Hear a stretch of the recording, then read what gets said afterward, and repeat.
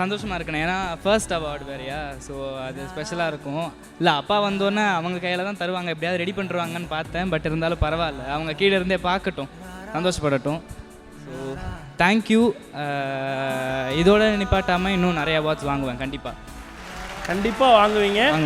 And அப்பா அங்கேருந்து ஸ்கூலில் ஆனுவல் டேயில் பசங்களை வீடியோ எடுக்கிற அப்பா மாதிரியே வீடியோ எடுத்துக்கிட்டு மொபைலில் இந்த பொக்கிஷமான நினைவுகளை பதிவு பண்ணிகிட்டு இருக்கார் எம்எஸ் பாஸ்கர் சார். ரொம்ப நன்றி சார்.